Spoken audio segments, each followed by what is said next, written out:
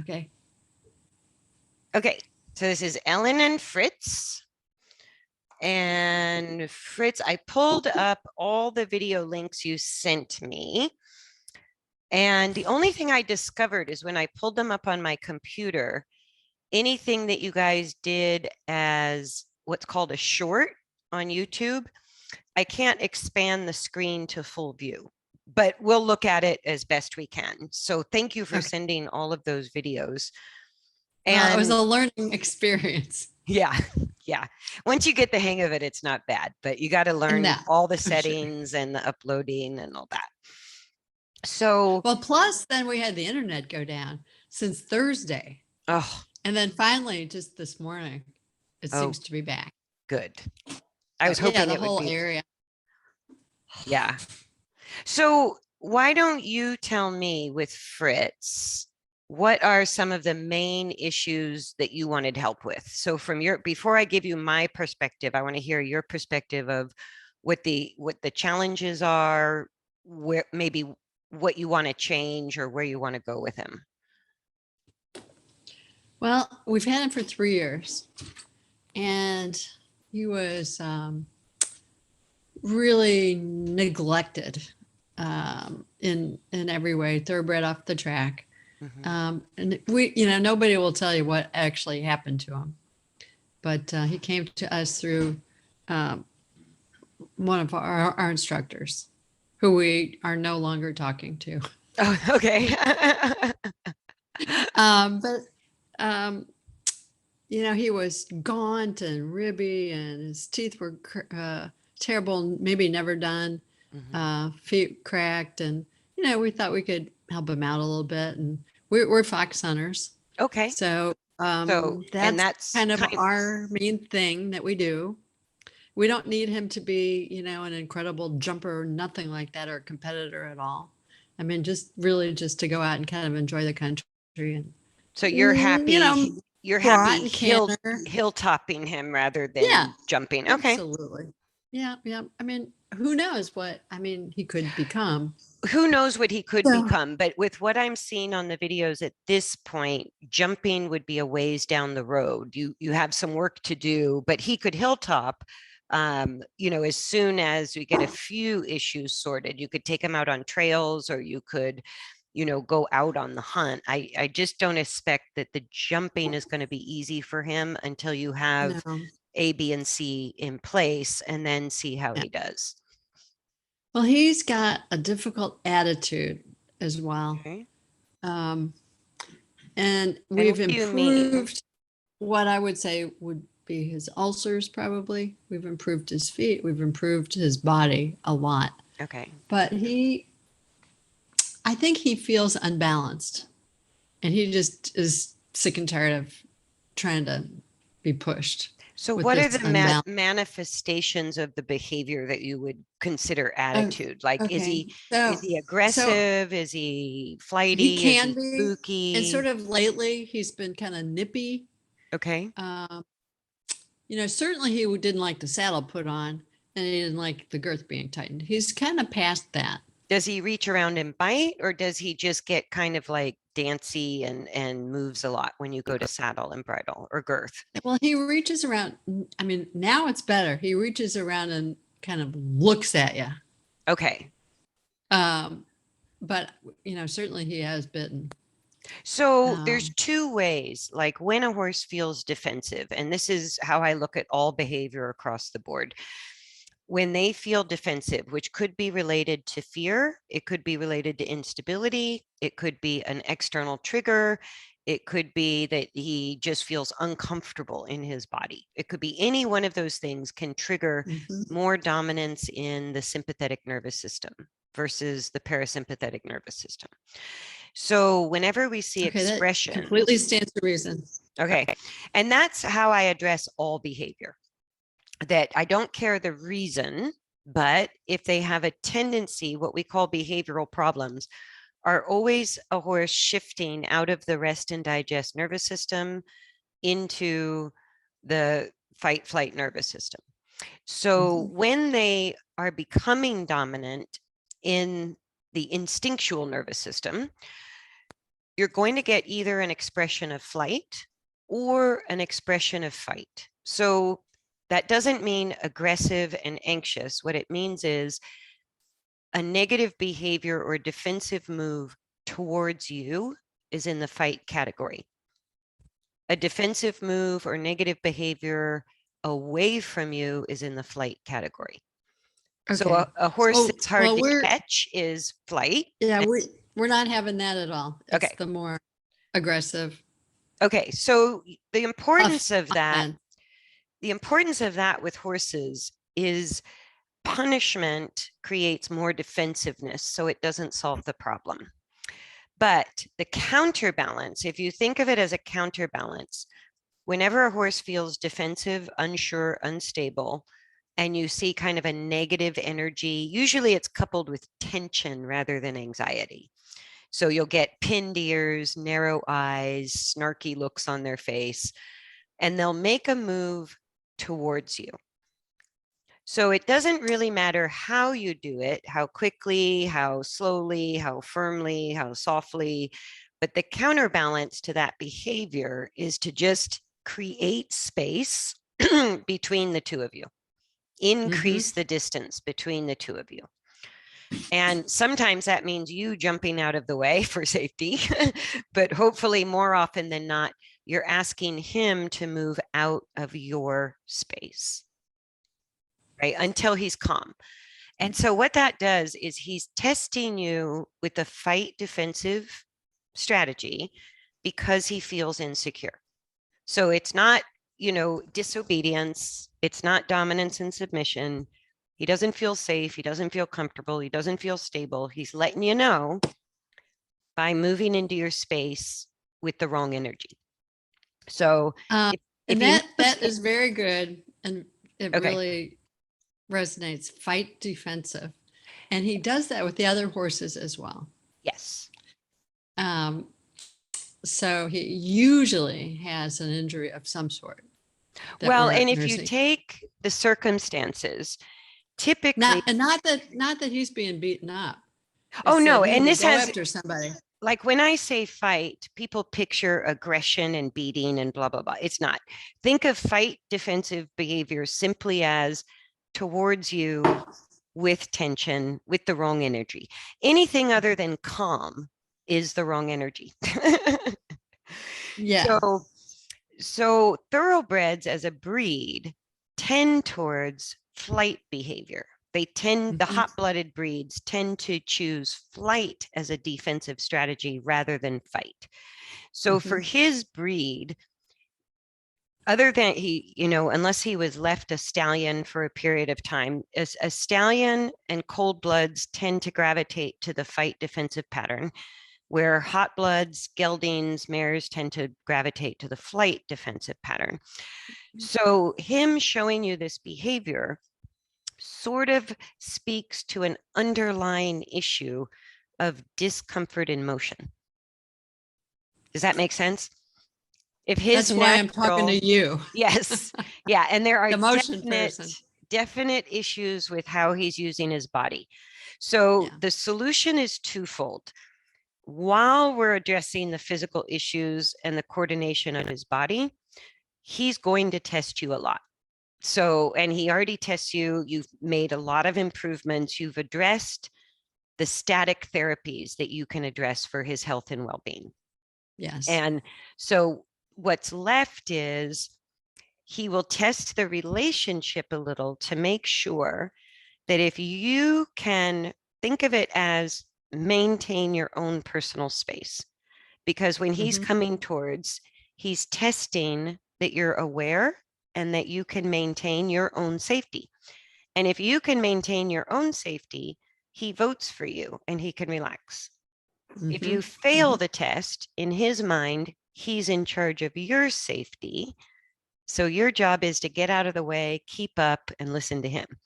So it's a herd dynamic where he can only feel safe and secure if you know the game and you speak to him in the language he understands.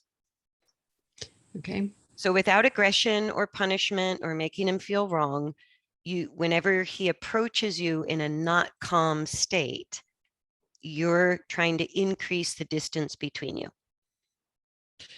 And Now, I'll go over but how it that wouldn't applies be with riding. for me going back though, would it? It can be, but it's better if you think of it as he's sort of testing your mettle by seeing who controls the real estate. And Mm-hmm. so if you give up your personal space, he can think he controls the real estate. So it's better if you hold your ground, so to speak, and just say, no, this is my personal space and you're not invited in with that energy. You need to wait over there. Mm-hmm. Does that make sense? Yep. That would be ideal. If you have to get out of the way fast and hard because it's going to be dangerous, get out of the way. Yeah. Yeah. Because the safest thing you can do with a horse that's in a fight defensive mode is definitely create distance, get out of biting, striking, kicking range, and wait for that energy to come down. Wait for the calmness to kind of restore. And then you can share space again. So when you're tacking up and when you're in close proximity, just make an arm's length sort of your minimum distance. Okay. So when you're bridling, you want to keep a little bit of it. You still have to get the bridle on, but think of an arm's length. If you're putting the saddle on and he's turning his head around, you're just going to ask him to straighten his head, keep an arm's length as you put the saddle on.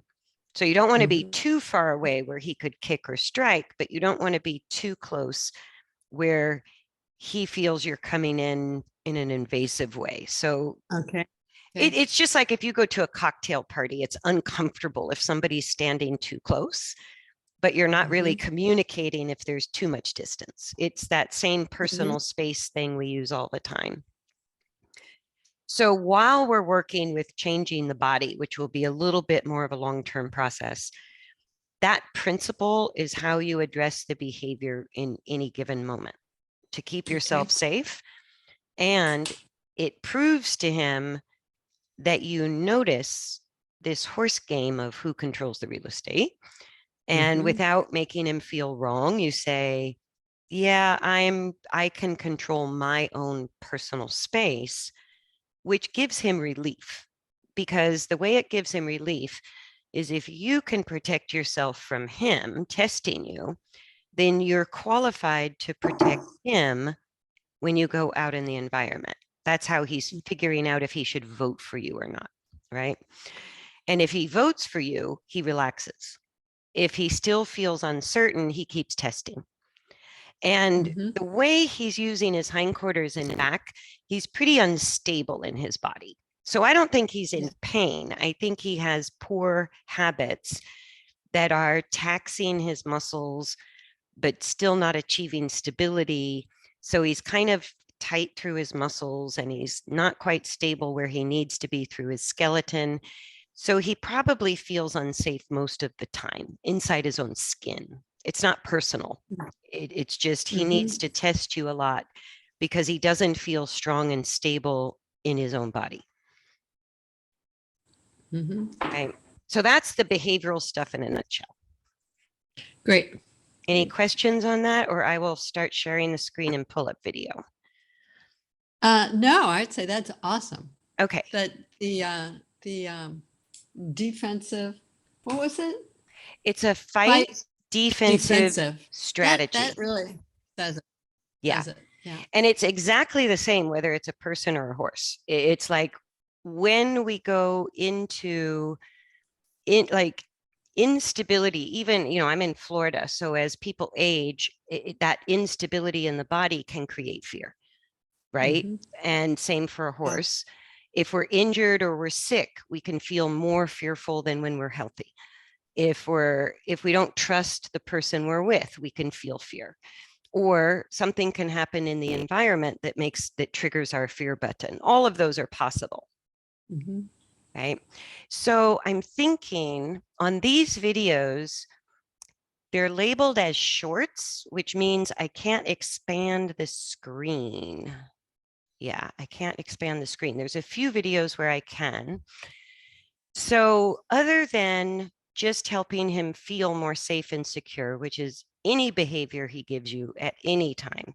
It's a little different when you're riding because you can't create physical distance, but you can create a kind of an emotional distance. You can create space even when you're riding him.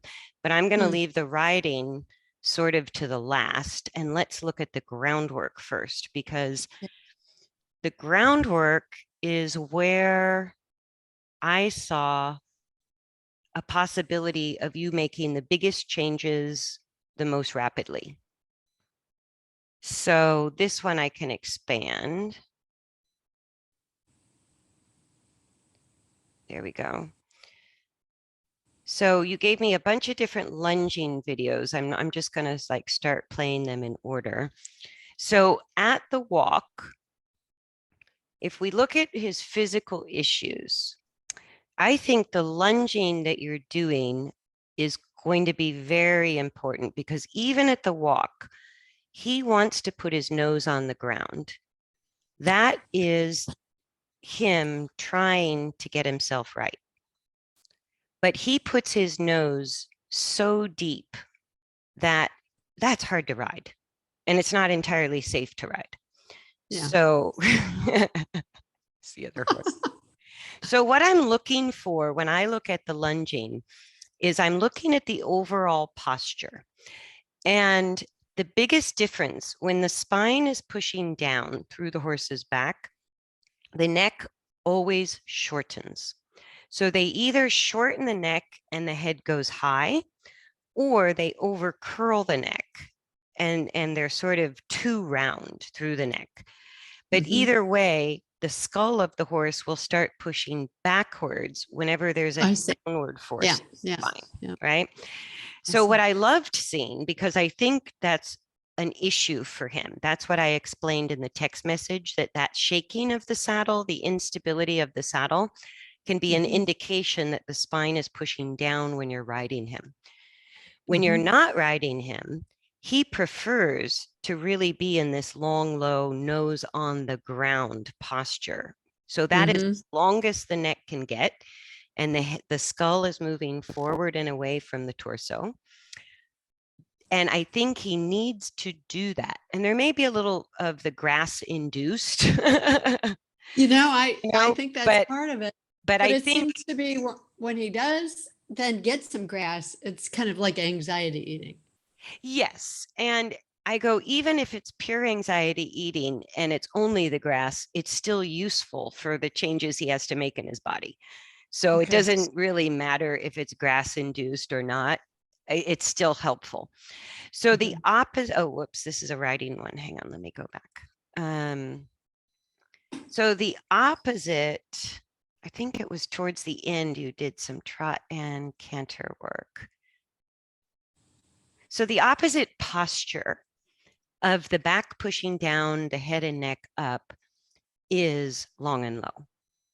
So again, it's just like I described. If a horse comes towards me, not calm, the counterbalance is to push away. If a horse runs away from me, the counterbalance is to close the distance, be close, right? So depending on whether a horse expresses fight or flight, the way out of it is to use the counterbalance or the opposite of what they're expressing. So it's kind of the same when it comes to the use of the spine or postural changes in the horse. So when the back goes down, if we don't influence the use of the neck with the reins at all, typically the neck muscles shorten and the head pushes back to the torso. So it's a high-headed back down. Yeah, with the big neck. With the big U-neck. Under neck. Yes. So that posture. And he actually did start out that way. Yeah. And that is not only an instinctual posture related to being in fight or flight, but it also, when they come off the track, they're typically raced in that posture. So you have the double whammy of it being instinct plus habitual, right? And with everything you described, I go, you have really, gone through the steps diligently. And the good news is you've arrived at a place where he wants to fix himself. So you're on the other side of the peak from my perspective, right? He's going the right way. So he has enough stability without a rider to choose this excessively deep nose on the ground version of long and low, which is the opposite of extension. So with the nose that deep and the neck that long and the head moving forward, doesn't matter if it's walk, trot, or canter, and doesn't matter if he loses steering or has perfect steering. That posture is what indicates that the spine is no longer pushing down. It's not yet lifting enough to get balance, but we've stopped the downward direction. And it also shows that he's laterally stable. He doesn't have excessive lateral bending, and he doesn't have excessive twisting, which is sort of the rocking motion associated with extension. So the fact that at walk, trot, and even the canter videos, he wants to be in this posture with his nose on the ground. That is your way forward. That is the quickest way forward for this horse to change his body and heal. The riding looked a little more challenging for him.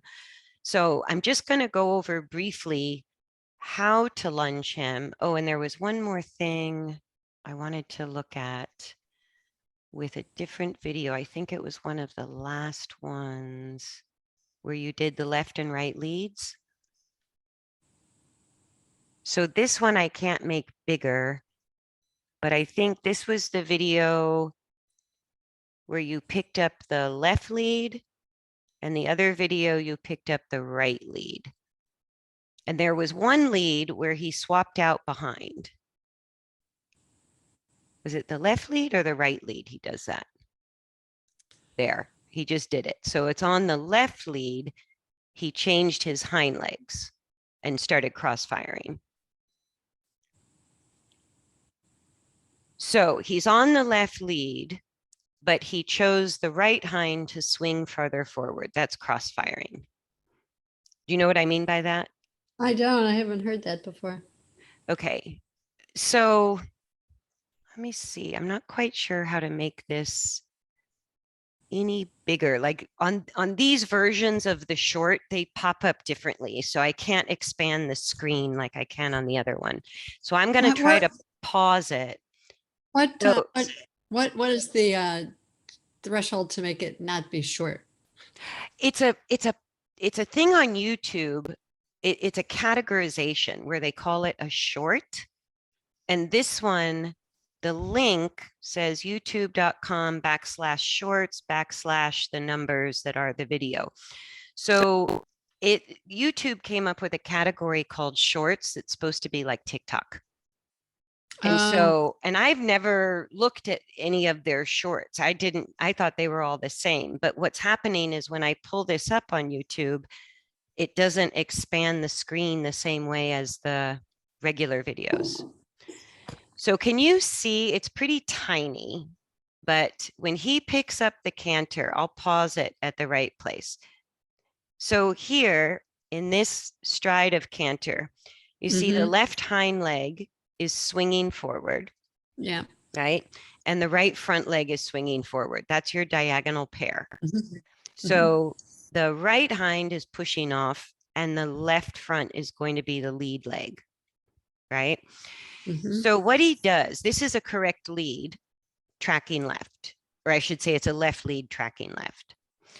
So I suspect that his issue in his back is more to the mid lower part of the spine, because he starts off on the left lead canter with the left hind leg swinging forward on the correct lead. Then as he goes around, I'll try to capture the moment. So here again, what you should see when you're on the inside of the lunge line, because when they're in canter, it goes pretty fast. But what it looks like from the inside of the circle is that not only the left front leg reaches farther forward, but the left hind leg reaches farther forward than the outside hind. Does that make sense? So on a left lead canter, if it's a clean, correct canter, both the left front leg and the left hind leg swing farther forward than both the right front and the left and the right hind. Does that make sense? So here he's doing that. So then I think it's right as he comes around this turn, he swaps behind.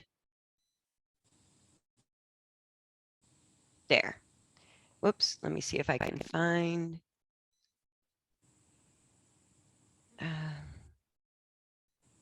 Well, I think we're going to have to see it in motion. Let me.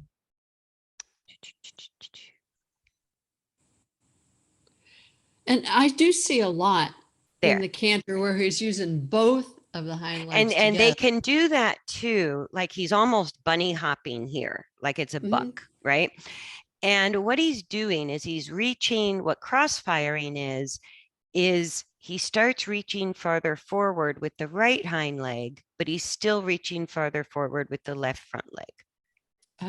So he swapped his legs behind, right? So that tells me he's not comfortable swinging the left hind leg forward because he didn't do it on the right lead, but he did do it on the left lead.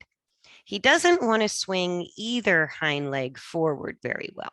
He's restricted in his, that's why you see the string halty kind of walk, is because his hind legs are going up and down more than they're going forward and back.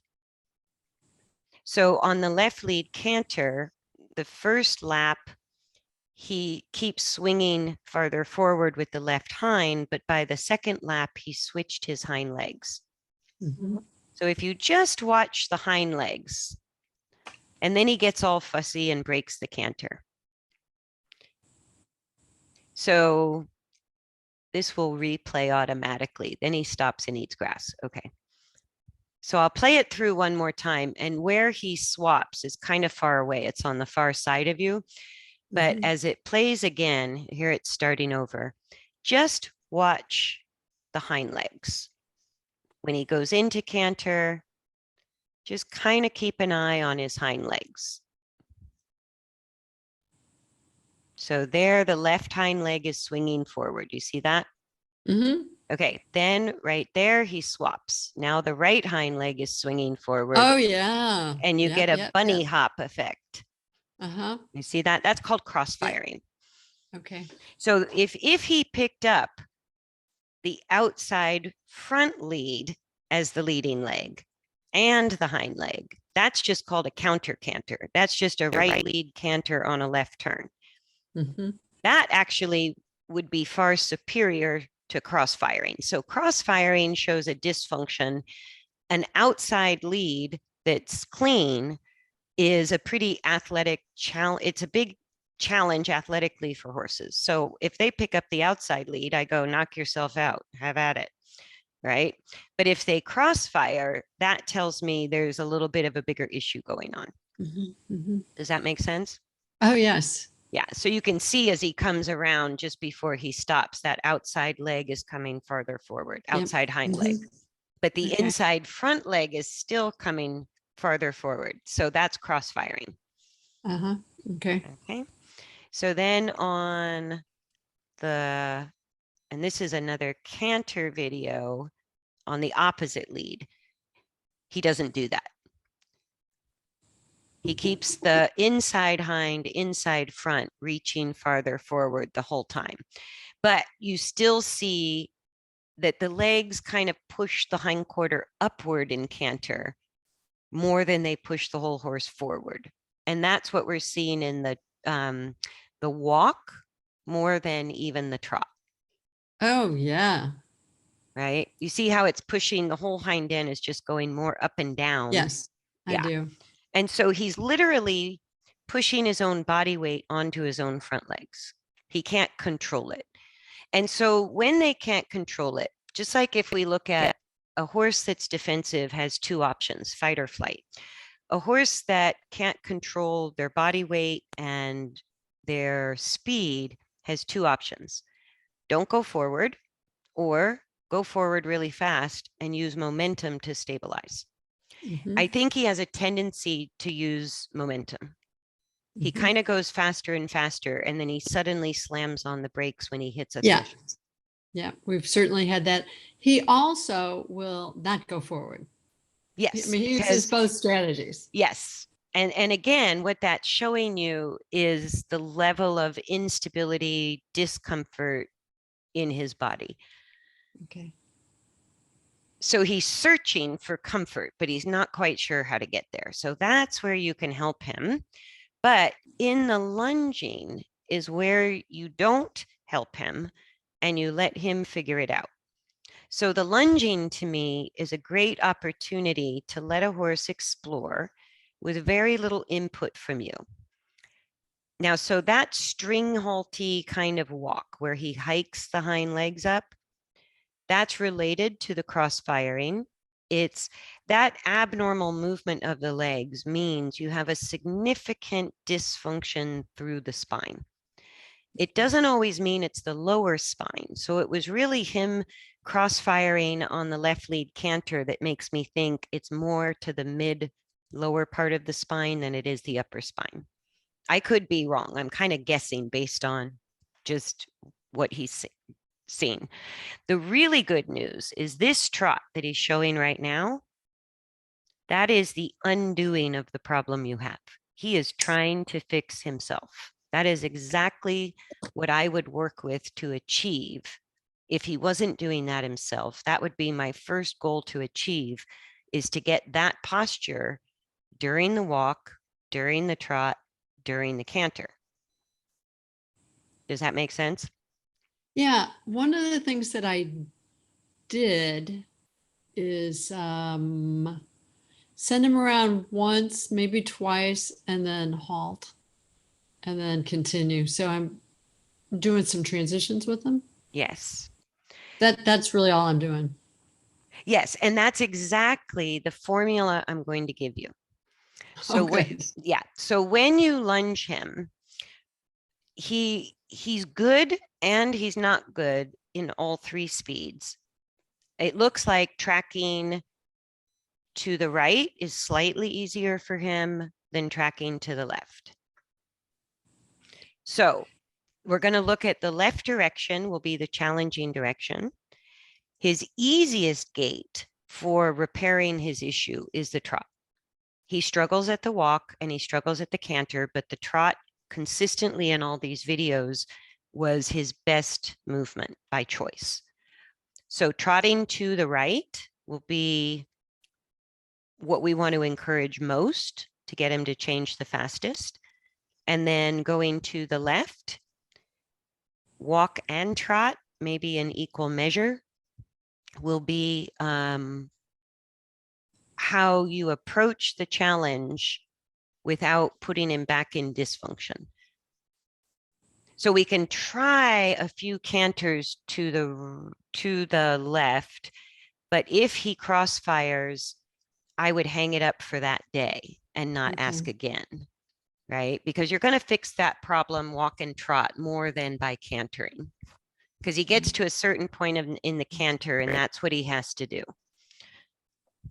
So the formula for lunging is basically a transition game where it's your job to ask for the upward transition. It's his job to choose the downward transition whenever he Okay. wants. Okay. Okay. While he's in each gait, walk, trot, or canter, you're not going to try to make him maintain it, and you're not going to try to make him go faster or slower. So once he's made the upward transition, your job is over. And then you Okay. just observe. What is he doing? How is he doing it? He's going to fall in a lot. So in the videos, you spend some time pushing him out. Yes. What I would do is you're going to have to adjust the length of your lunge line a lot. You're going to stay in one place and just keep the lunge line off the ground so he doesn't get a leg over it. That's the only job of the lunge line. But as he falls in, that's the moment you're going to ask for an upward transition. Oh my So goodness. don't spend any time trying to push him out. There's no way we can do that on a lunge line. It's not effective. But if we ask for an upward transition when he falls in, he will straighten out the circle by increasing the speed. Wow, I never knew that. Yeah. Easy trick. And it takes a lot less energy on your part. That is great because it has been 100% ineffective.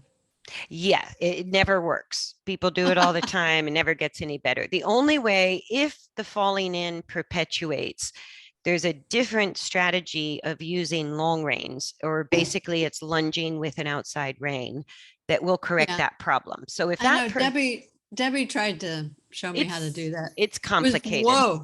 Yeah. It was complicated. Yeah, it's complicated. And I think he's doing well enough. Like, I really like his posture on the lunge line. So I wouldn't worry too much about the falling in. But when you go out, what I would do is start at the walk.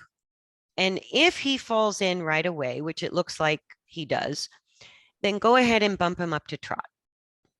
Once he's in trot, if he only takes a few strides and breaks to the walk and falls in, send him back to trot. So there's no limit on how many upward transitions you can ask for or how frequently. You can use them repetitively all the time. But you want to allow any choice he makes to make a downward transition, because the way we're going to stabilize the hindquarter is balance the braking and pushing elements. Right? So he's going to choose the braking, which means he'll probably choose it with a long neck if we don't interrupt him. And when you ask for the upward transition, the way you do it is very good. You're persistent, but you don't scare him. And that's part of how he learns to keep the neck long in the upward transition. Then, while he's in the trot, he falls in the least and he has his nose the deepest. So if the walk is pretty crappy, don't be afraid to ask for the trot frequently, but he doesn't have to hold it any longer than he chooses. You just repeat it. So he's probably going to fall in at the walk, bump him to trot. He straightens up, trots, looks good for a while, comes back to walk, falls in, lifts his head, blah, blah, blah. Repeat. Right? Okay. So what you're looking for is, as they improve their balance, he'll keep his neck long. His nose might be that deep for a while, but your circle will get straighter. He'll make a bigger, more efficient circle because that is an easier path of travel for him once he can control his stability. Right now, he's unstable through the back and hindquarter, and that's why he falls in so much.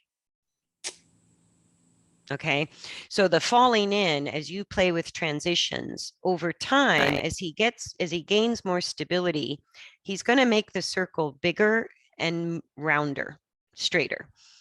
Right. So that's kind of the objective of it, is you're looking for that, which won't happen right away, but you're going to get a lot of muscular changes and improvements in the process of waiting for that.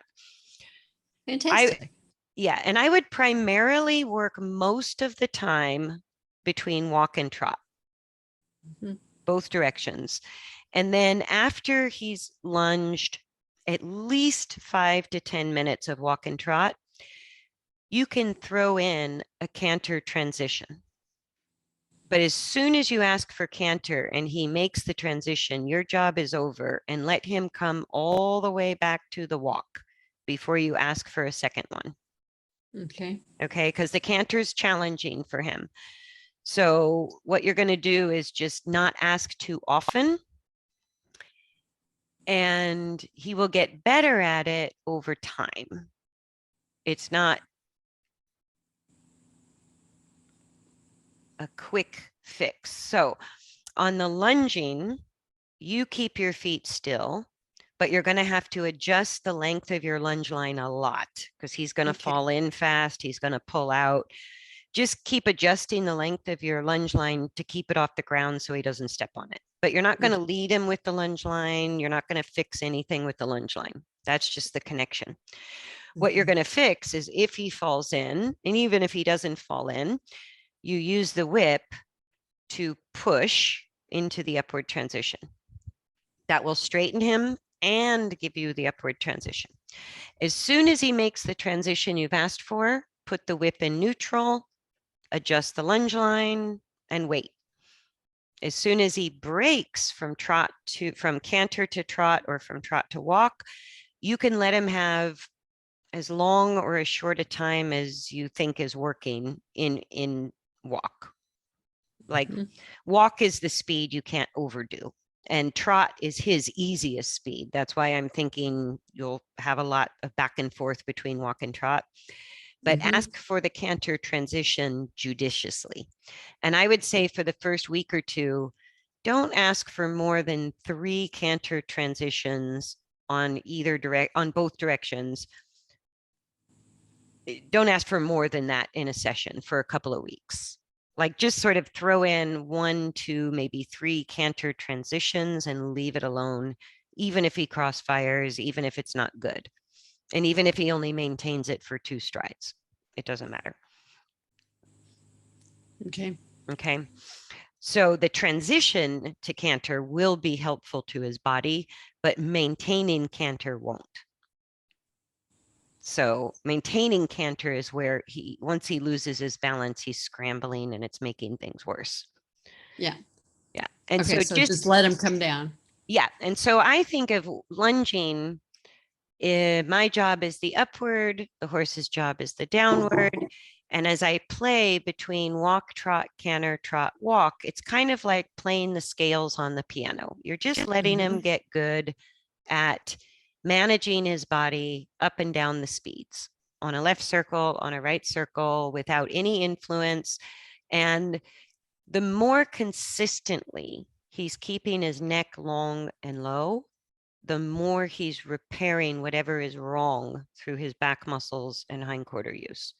So the good news is you don't have to do anything. He's doing the work, but he's going to need time and repetition. So either I would say before you ride him, always do at least 10 minutes each way. Even if you don't do canter, do walk, trot, 10 minutes each way as a warm up for riding. Okay. You might play with, if he's bad for saddling and girthing, you might do the lunging and the halter and nothing, and then try saddling and bridling, see if that improves that process, see if that improves the behavior. And then if you're not going to ride him, you could spend a whole hour, 30 minutes, do 30 minutes on one direction, walk, trot, canter, transitions up and down, then change direction, do 30 minutes the other direction. Okay. Walk, canter, up and down. How often, Kirsten? You could do 7 days a week with this horse. It wouldn't hurt him. So great. whatever you have time for. So if you can't ride him for any reason, or you don't have time or energy, you could lunge him. And even in bad weather, he could do walk, trot. If the footing's too slippery for canter, be careful with that. Yeah. Okay. Wonderful. Yes. And that, if you focus more on the lunging than the riding, in 1 month, you'll feel a tangible difference under saddle. It's not that you can't ride him in the meantime, but the emphasis of work, I would put right now more on the lunging time than the riding time. Okay. Does that make sense? Oh my gosh, yeah. So then with the riding, here's the walk video for the riding. It's a little bit far away, but we can kind of start to see as you come out of the shade. The first change is his posture. So as soon as you're on his back, now again, I'll give you the good news first. The good news is your balance as a rider is very good. I'm not going to address anything you're doing other than don't let him shake you so much. The resistance, like it looks like in the walk, you see the back and forth movement of your seat. That's either driving him forward because he doesn't want to go forward, or it's allowing him to move your pelvis and lumbar too much. So it's either his instability that you're allowing to affect your lumbar and pelvis, or you're purposefully driving him in order to keep him forward at the walk. Is it? I'm trying to remember, maybe because he passed the other horse there, I might have been driving him to pass it. Yeah. So but I would say in general, I do try to keep pretty loose. Okay, so that's what you want to tighten up. So think of it this way. If his midline is unstable, and I'm guessing without having been 100% sure, that in his spine, it's somewhere between your seat bones and his tail is where he has the primary issue. So if your seat bones and torso are moving, what's happening is you are generating forces that his back has to work against. I can see that. Yeah. So it's like if you stand up in a canoe and rock yourself like you're doing in the saddle, the whole canoe is going to shift. So he already has a rocky canoe on bad conditions. So what you're trying to do is stabilize his issue. Oh, how did I lose that video? Somehow we have football. And the cutest toddler in the world. I hate it. That's the only thing with YouTube. If you're not on the money, it starts playing videos. Okay, let me go to a different video. Lunging. Okay, so here's one of the trot videos. So at the walk video, and you're more stable at the trot. So when you look at your body posting the trot, you see that stability through your core, your lumbar, and your seat. Like you're not loose. There's not a looseness to your body. You really control the stability of your lower spine and pelvis. Now at the walk, you do the same thing coming out of trot, but when you were just walking, there was that sort of loose forward and back swinging of your spine and pelvis. Okay. That won't help him.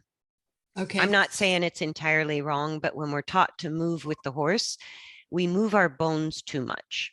If we move our bones too much, we're now generating more forces into the mix.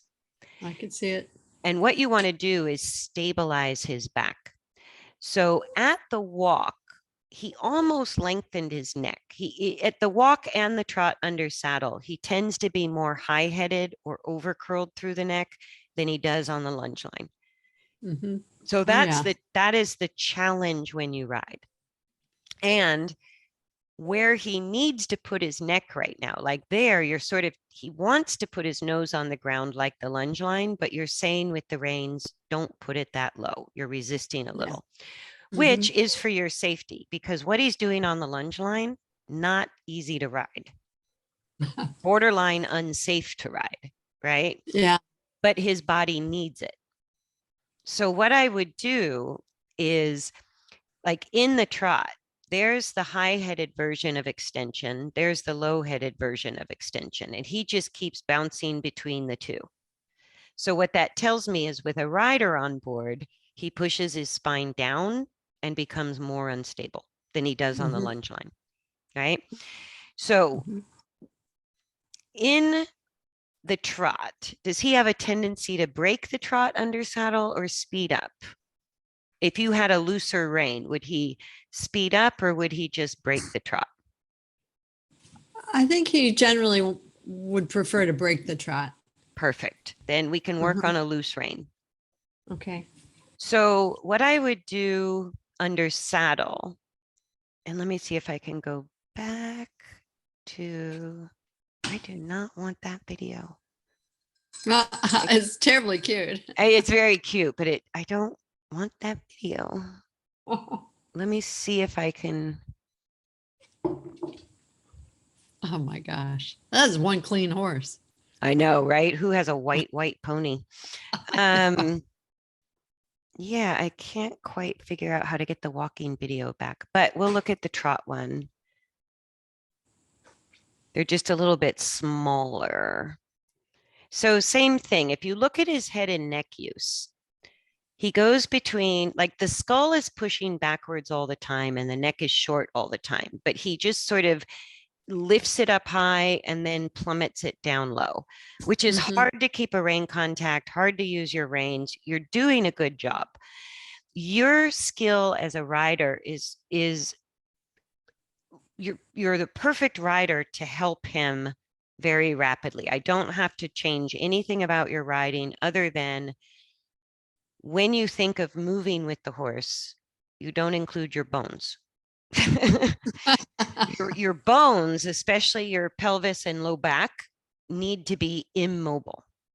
So Oh my goodness. it's a weird, That's a surprise. yeah, it's a weird sensation.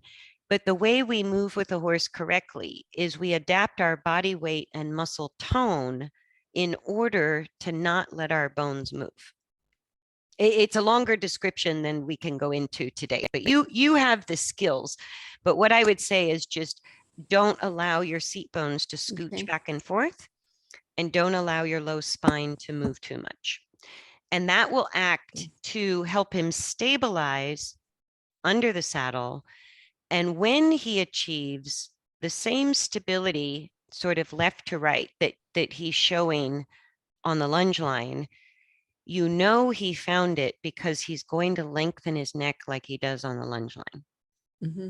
If he's not lengthening his neck, either you're moving too much or he's pushing up on one seat bone, dropping the other, or shaking your seat bones side to side, or shaking your seat bones front to back, or bending his neck too much left and right. So what you want to think of to get him out of this under saddle is wherever your seat bones are and the saddle tells you where his back and hindquarter are. And he doesn't have a very stable back and hindquarter. So probably every few minutes, you feel him pull the saddle a little bit off of your path of travel. Like you might feel like you have to fight him with your legs a little to have steering. Is that true? Yeah, absolutely. Like he's hard to steer through your legs and seat. Uh-huh. Okay. Well, So he's actually not hard, but I have to do it. okay. So what you can do is don't put too much effort with your seat and leg. You're going to use your seat and legs thinking more in terms of stability, and you're going to be more active with your rein aids, thinking left to right, but not a short rein. So, and you ride in a snaffle, I think, don't you? Yeah. Okay. Well, I don't know what that is. It's got a little middle piece with a copper roller. That's fine. What you're looking He's, for is that the left and right reins attach to the corners of the mouth, yeah. and not below the corners of the mouth. No. Okay. So as long as the reins attached to the left and right corners of the mouth, you can separate the feel of the left and right rein. So when he puts his neck down and he drops the pole, the only thing you can do in that moment is reduce rein pressure to see if he lengthens his neck. So as soon as they drop the pole, they're using the rein contact the wrong way. Right. So if they drop the pole, and the extra dressage horse I was rehabbing, if I put 1 ounce of pressure on the reins, he went into roll cur. So I could barely use the reins, barely. But what I could use the reins for, even as long as back at the buckle, is alternating a left and right rein. I could help the horse stabilize the lower neck to the upper back. So that alignment, our seat bone is the end of the upper back, and our reins can feel the line of force through the middle of the neck, not just the head where the bridle is and the mouth where the bit is. Through the reins, we can feel the whole bones of the neck all the way back through the shoulders. So what you want to feel is you're just giving a little bit of left rein or right rein resistance, even if the rein is at full length, to stabilize his neck bones to your seat bones. So that's why if you don't steer too much with your seat and leg, and you use your seat and leg to stabilize the saddle, even if he changes direction randomly or loses steering a little, you can keep the neck alignment to your seat bones. And that will help him stabilize his central axial skeleton very quickly. As soon as they stabilize the midline, there's a dynamic response of the muscles lengthening and releasing excessive contraction. So they lengthen the neck like he does on the lunge line. Okay. Now, if he lengthens his neck and wants his nose in the ground, you think about stabilizing the saddle as long as he's doing that. Your job is to stabilize the back and the hindquarter by resisting motion in your body. Okay. Am I basically sitting the trot You don't at have to that sit the point? trot. Or does it, And what I would say is if his nose is that deep in the grass, don't ask for trot. I would say that and the walk is not his easiest gait on the lunge line, but it would be a safer speed with his nose that low under saddle. okay. And then as he gets more stable, he'll start elevating the nose out of the grass himself. He'll keep the neck long, but he'll start to elevate the neck little by little. Your trot is very good, but if he may do the same thing at trot that he does on the lunge line, he may want his nose in the dirt while you're on his back trotting him. If you can ride it and post it, go ahead and do it. If it pulls you forward or destabilizes you, or he feels like he's going to trip and fall, then bring him back to walk. Okay. Okay. So I think he did that. He did it really one time in the ring. And I was trying to ride it with his nose way down. And then he started to strike. Yes. And this is why, again, what the striking is, some horses will strike, some horses will do Spanish walk, some horses will suddenly do this weird thing with their shoulders, like these marchy steps. And what that is a release of muscular tension in the upper back between the shoulders. Oh and my. it's hard to ride, they're unstable, and they can trip. So it's a good thing for their body, but not necessarily a safe thing under saddle. So and that's he's done it a couple of times in the lunge ring too. Okay. With the striking. You hope to see it more on the lunge line than under saddle. You're quite a good rider, and you're obviously not afraid of this horse.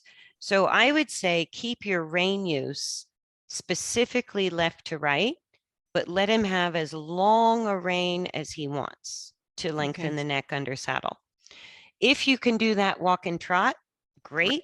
You'll get more changes faster, but be careful because he could throw in some funky steps. He could literally have a spontaneous chiropractic adjustment. He will literally massage the muscles and change tone. So he could trip and fall. And you're on a loose rein. Definitely zero canter under saddle for now. Not very safe. Okay. Yeah.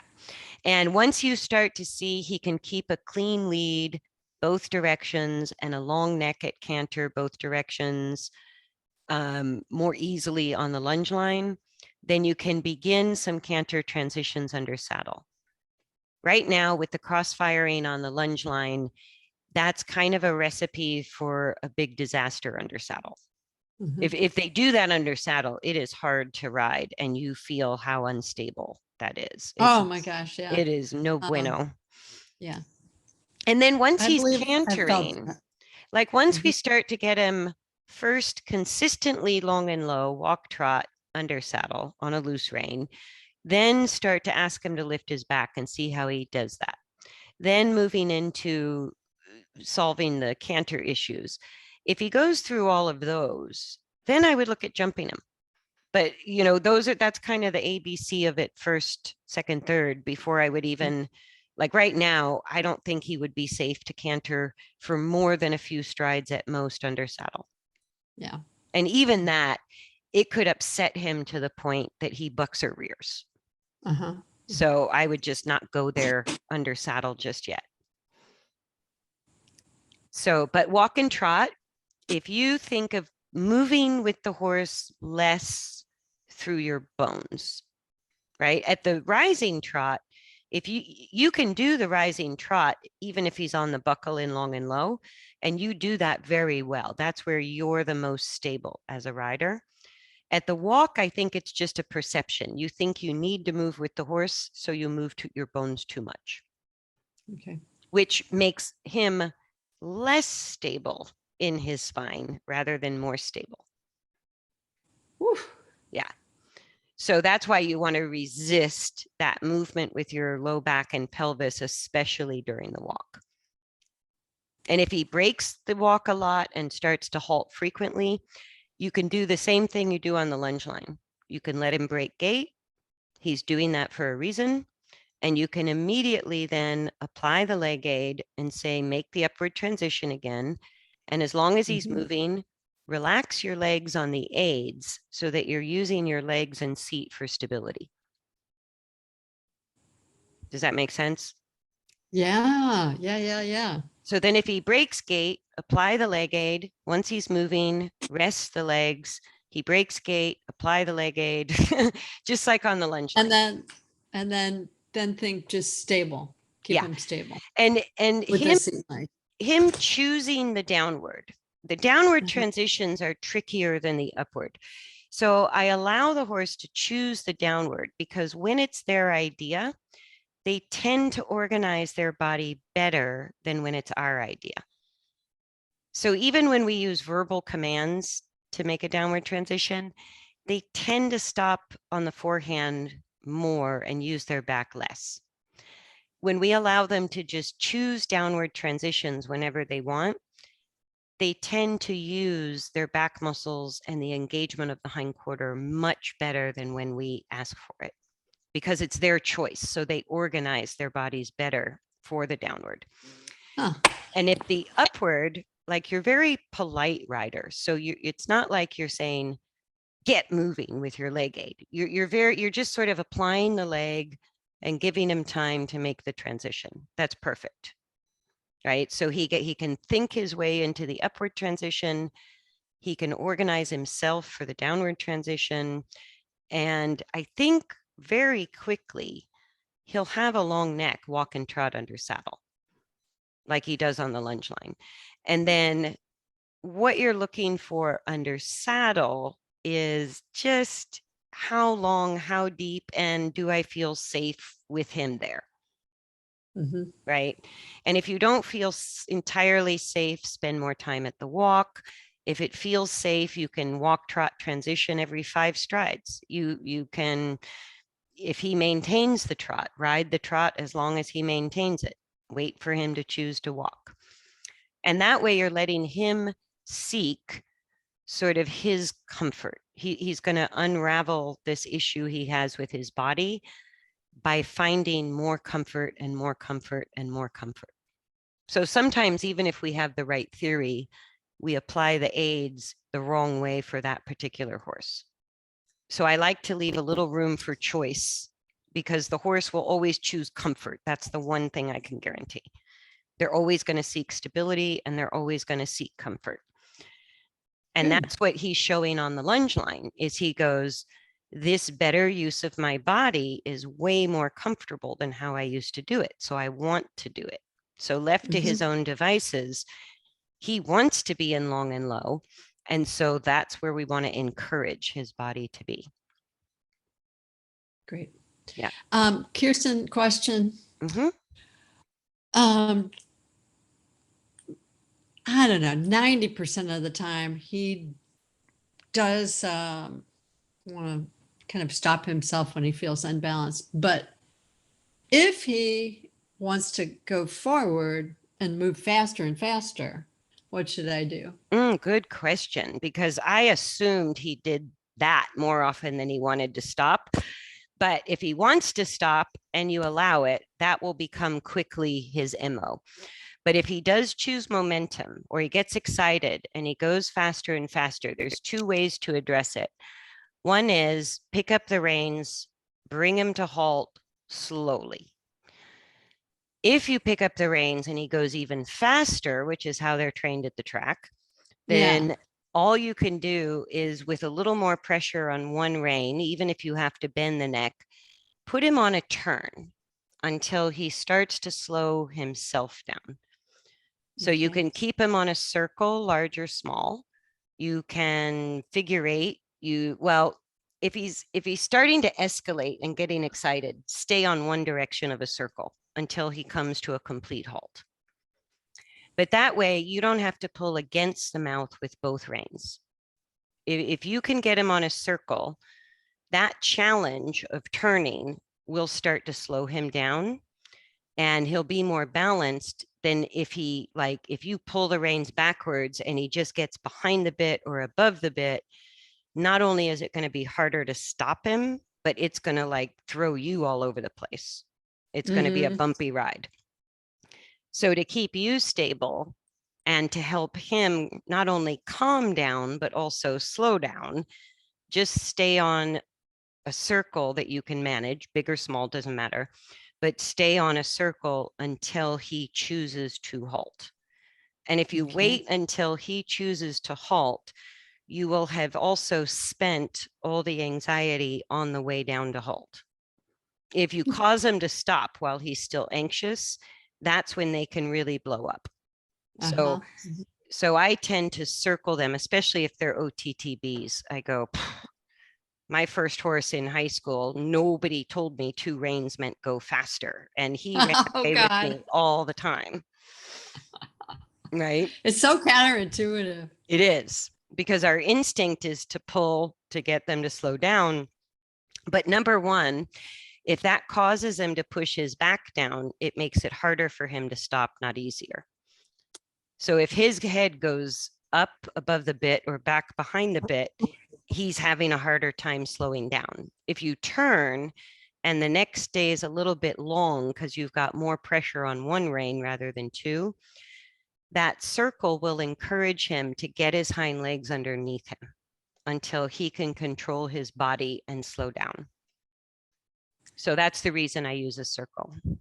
And if they're really excited, I use a tight circle with a neck bend. And if they're not too excited, I keep the neck mostly straight and use a bigger circle. So it just all kind of depends on what he throws at you.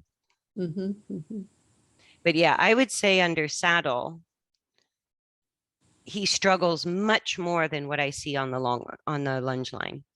So if you give him a month, you can ride him, but just look at the percentage of ride time versus lunge time, and keep the lunging time at the 70% mark and the riding time no more than 30%. And then in a month, that might reverse completely, where you're doing 30% lunge, either 50-50 or 30-70 the other way. Awesome. Yeah, but it's kind of the same lesson from his perspective, whether you're on the ground or in the saddle. And that will help him understand that what he's discovering on the lunge line, he has to rediscover with a rider on board, which just takes a stronger coordination and more self-control because of the weight of the rider. So the more neutral the rider is, if our bones aren't moving around, we make that job easier for them. Okay. Yeah. Yeah, that's an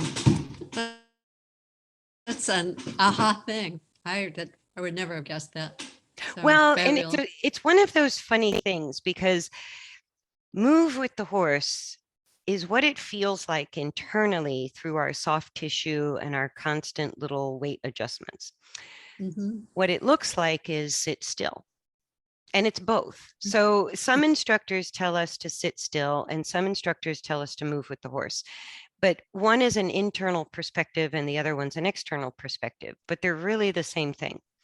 So in order to keep our bones still, we constantly adjust our muscle tone and weight shift. So we feel like we're moving, but we never look like we're moving. When I can see your body moving, especially the pelvis and low back, that's excessive motion. That's too much of the idea moving with the horse, because now your bones are moving. Okay. Yeah. And that does, just like scooching my chair, right? When I scooch my chair, I'm adding force. So that's what I'm doing to the horse's back. So would you say that I would increase a little more tone in my core? Oh, yeah. A lot more core. It's a little bit like, have you ever done plank in Pilates? Yeah. It's like that. A plank? It's a plank. Okay. Well, that explains it. Yes. That means a lot more tone in your core. Okay. And Good. it will vary, because when the horse's balance is good, we can maintain plank all day, every day. It's easy. But when the horse's balance is bad, we use a lot of effort to maintain the same coordination, because we're resisting all those forces. So it'll feel like a Pilates exercise on your horse at the walk right now. But as his balance improves, you feel the improvement because you don't work so hard. But nobody ever sees the change Okay. occur. You just feel it, but nobody from the outside can see it. It's completely internal. So it's like in plank, nobody sees you moving. It looks easy, but you're dripping sweat because it's so much work. Yes.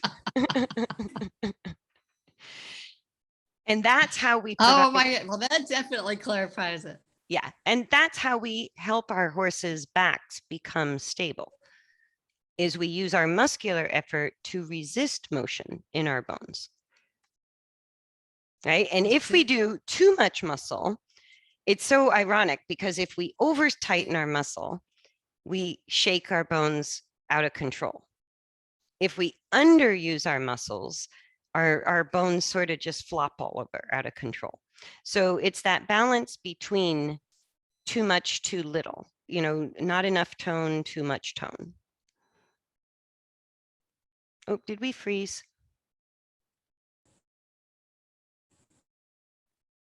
I might have recorded me, but not you. It looks like we might have lost our internet connection. So I'm going to wrap it up there. I will text you. I'm going to stop the recording. I think we covered everything. I will upload this and send you the recording. But I'm going to go ahead and end the meeting for now. Okay.